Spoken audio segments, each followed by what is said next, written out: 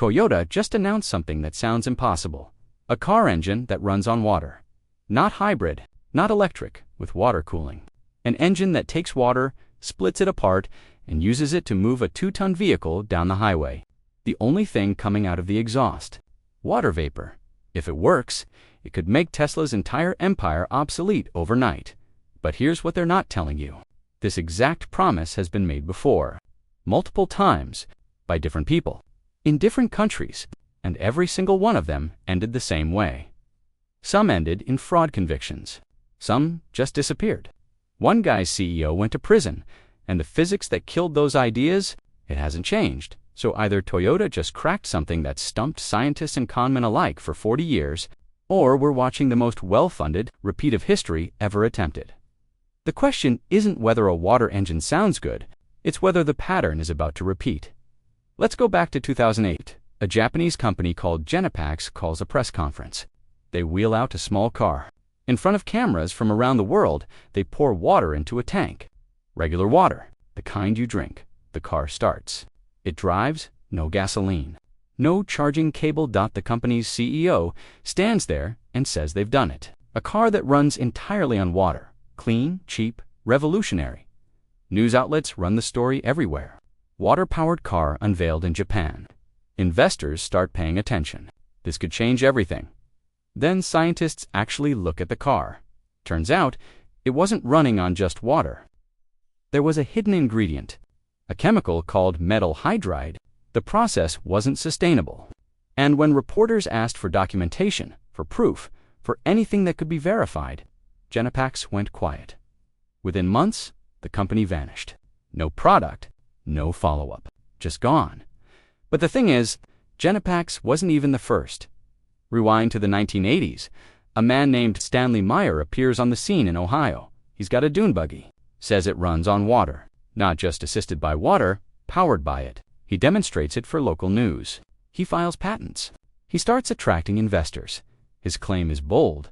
He's invented a fuel cell that uses way less energy to split water than conventional science says is possible. If true, it breaks the known laws of thermodynamics. But Meyer insists it works. He gets funding. He gets attention. Then in 1996, an Ohio court rules against him. The judgment: fraud, gross, and egregious. The water fuel cell was a scam. Investors had been deceived. Meyer dies 2 years later. The technology dies with him. No working prototype was ever verified. You'd think that would be the end of it. But in 2002, 2 separate companies announced breakthrough water power technology within months of each other. First, Hydrogen Technology Applications unveils something called the Aquagen, a device that splits water to create hydrogen fuel. They start with welding applications, then pivot. This could power cars, they say, without needing humans to figure it out. Scientists examine the claims. The response: skepticism. The company quietly backtracks. Turns out, the Aquagen doesn't power cars. It just makes them slightly more fuel efficient. Not the same thing. Then, later that same year, Genesis World Energy emerges. They promise a device that extracts energy directly from water. It's going to change transportation forever, they say. Investors pour money in. By 2006, the CEO, Patrick Kelly, is in prison. Fraud charges. The device never existed. The cars never came. But this only matters once you see what happened next. In 2008, the same year Genapax was making headlines in Japan, a singer from Sri Lanka named Dashera Priyamal announces he's driven a car 190 kilometers using just 3 liters of water, not a mix of water and fuel. Just water. The story goes viral in Sri Lanka. News crews show up. And here's the kicker. The Prime Minister of Sri Lanka publicly endorses him. A government official backs the claim. For a moment, it looks legit. Government support, media coverage, public demonstrations. Then investigators dig deeper. Priyamal gets arrested. Fraud. The car didn't run on water. The demonstration was staged. Another one bites the dust. Fast forward to 2022. An Indonesian man named Arianto Mezzol claims he's invented a device called the Nakwa. It converts water into hydrogen fuel. He says a motorcycle can travel 500 kilometers on a single liter of water. He name drops Lamborghini and Ferrari, says they're interested in his tech. Indonesian scientists review the claims. Their verdict: this defies the laws of physics.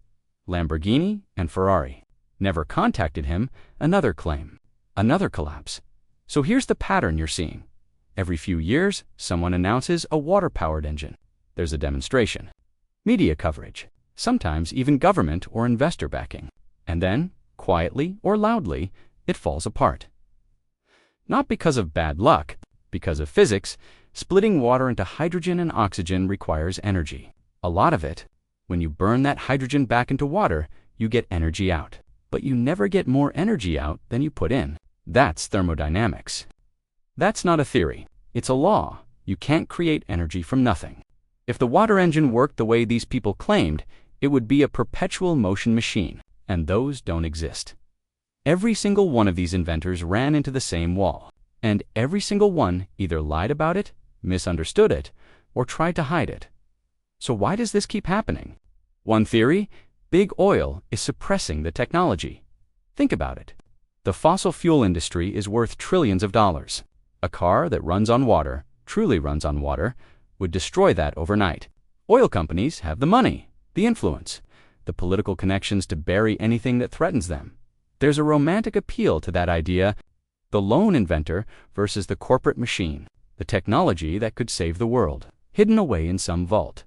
But here's the problem with that theory. Physics doesn't care about oil companies. Thermodynamics doesn't have a lobby. The reason water-powered cars don't work isn't because someone's hiding them. It's because they can't work, not the way these inventors claimed. You'd need an external energy source, always solar panels, to run the electrolysis, a power plant, a battery, something. And if you're using external energy to split the water, then you're not running on water. You're running on whatever generated that energy. Which brings us back to Toyota, because Toyota isn't some guy in a garage. They're not a startup that vanishes after a press conference. They're one of the largest car manufacturers in the world. They have 5,000 patents related to hydrogen technology. They've been working on this for decades. In 2014, they launched the Mirai, a real mass-produced hydrogen fuel cell car. You can buy one. You can drive it. It works. The Mirai doesn't claim to run on water alone. It uses hydrogen stored in high-pressure tanks. That hydrogen gets combined with oxygen from the air in a fuel cell, producing electricity. The only emission, water vapor, it's clean, it's real, and it's already on the road. So when Toyota talks about a water engine now, they're not starting from zero. They've already proven hydrogen works. But here's the part that doesn't get mentioned in the hype.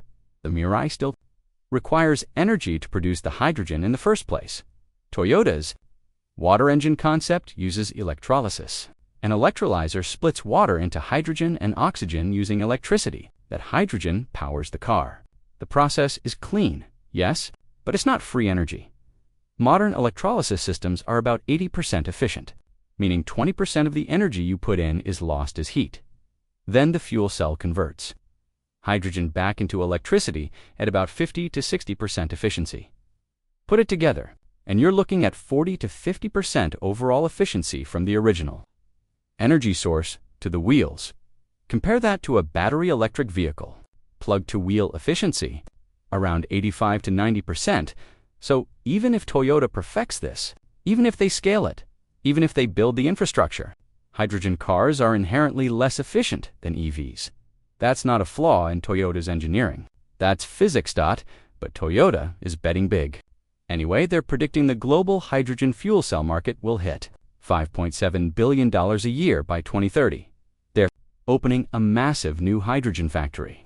They're targeting production of 200,000 fuel cell units. They're partnering with other companies to build refueling infrastructure. They're converting chicken, manure, and food waste into biogas to produce hydrogen in Thailand. They're testing liquid hydrogen storage for heavy-duty trucks. This isn't a scam. This is a multi-billion-dollar industrial bet, and they're making it while Tesla, BYD, and Chinese EV manufacturers are dominating the market. While battery technology keeps improving, while charging infrastructure keeps expanding, Toyota has the resources, the reputation, and the technology that the fraudsters of the past didn't, but they're still fighting the same efficiency gap, the same infrastructure problem, the same physics. So, is this innovation Or is this just a very expensive version of the same story? Toyota's hydrogen technology is real. The Mirai proves that. But calling it a water engine the way the hype does, that's where it starts to sound familiar, because the promise is always the same: clean, limitless, revolutionary, and the reality is always more complicated. The question isn't whether Toyota can build a hydrogen car. They already did. The question is whether hydrogen can actually compete with batteries. In a world that's already going electric, whether the efficiency loss matters, whether the infrastructure can scale fast enough, whether this time the physics bends, or whether we're just watching the same pattern play out with a bigger budget.